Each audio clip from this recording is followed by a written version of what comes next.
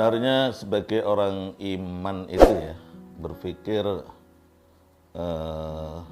praktis dan sederhana saja.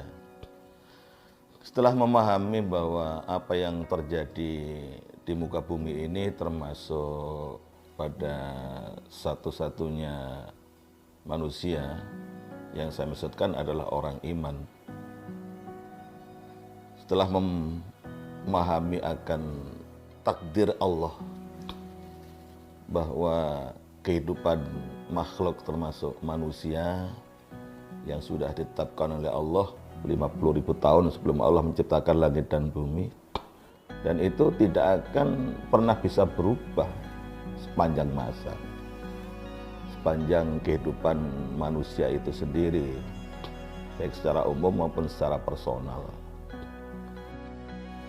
Kadang-kadang ada yang bertanya, kan itu bisa dirubah dengan doa, Pak?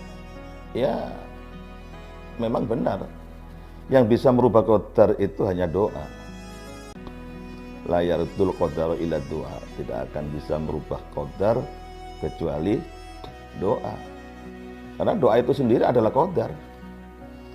Kalau Allah mentakdirkan pada seseorang akan mendapatkan satu keberhasilan sesuai dengan apa yang diangankan, yang dicita-citakan, yang diharapkan, Allah juga akan mentakdirkan bahwa orang itu akan berdoa sesuai dengan apa yang diharapkan.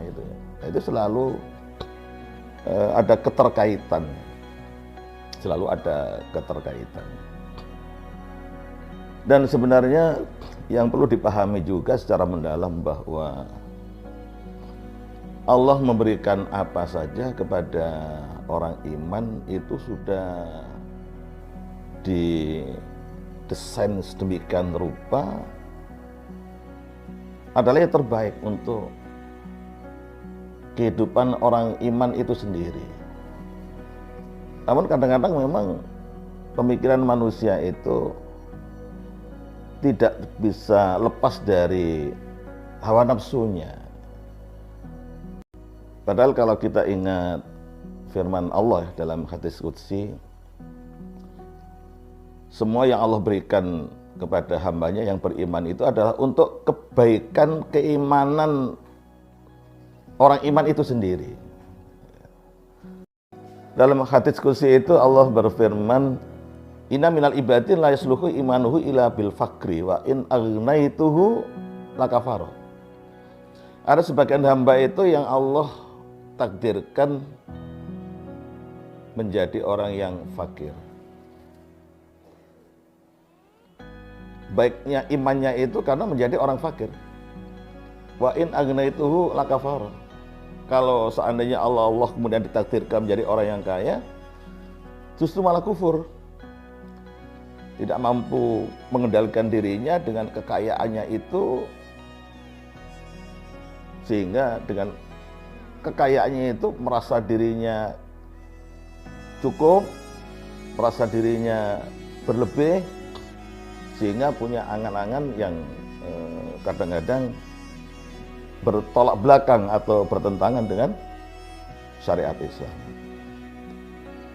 Tidak peduli lagi ini halal, haram, dosa, pahala, dan seterusnya. Sebaliknya, wa inna minal ibadi la yasluhu imanuhu ilal bil ghina wa in afqartuhu lakafaro. Ada sebagian hamba Allah yang ditakdirkan menjadi orang kaya. Kalau menjadi orang yang fakir, imannya akan rusak. Maka kalau disambungkan dengan hadis lain, katal fakru ayyakuna kufron. Bisa jadi atau hampir saja orang fakir itu mendekati kekufuran karena ingin mencukupi kebutuhannya sesuai dengan angan-angannya, sehingga kadang-kadang ya menghalalkan segala cara. Maka karena orang ini baiknya iman itu karena menjadi orang kaya, oleh Allah ditakdirkan jadi orang kaya. Sehingga mencari rezeki dengan cara apapun, yang penting halal, itu menghasilkan.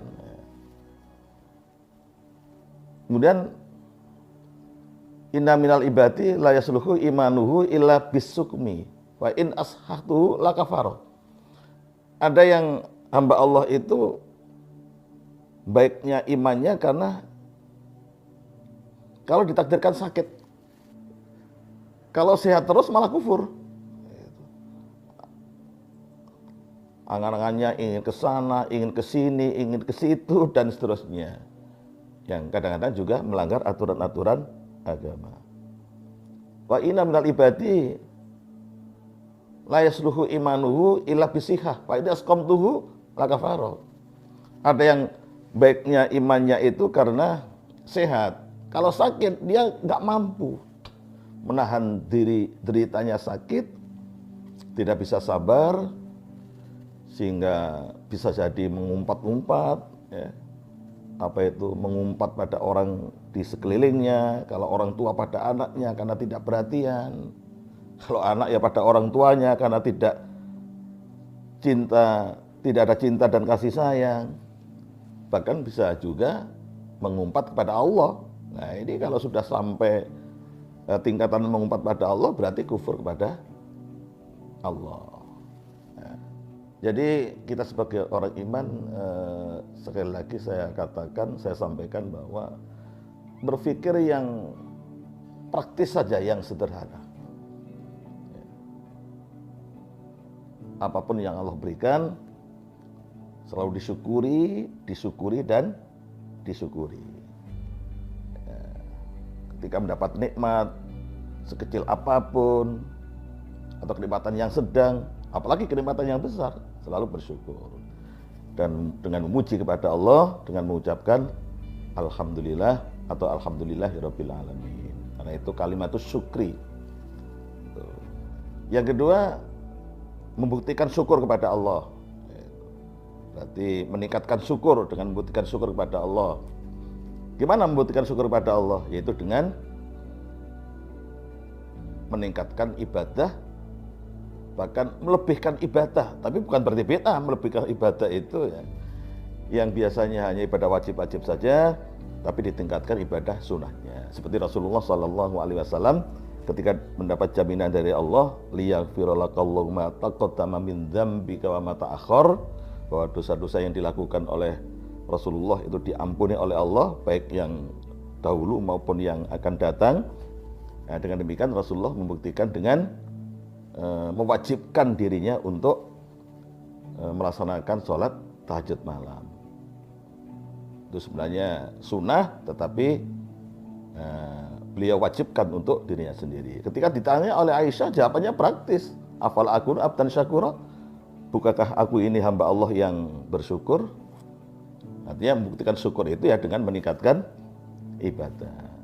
Kemudian diusahakan menjadi orang yang ahli bersyukur, sehingga menghadap kemana saja, dalam situasi apa saja, keadaan bagaimana saja, selalu bersyukur, bersyukur, dan bersyukur.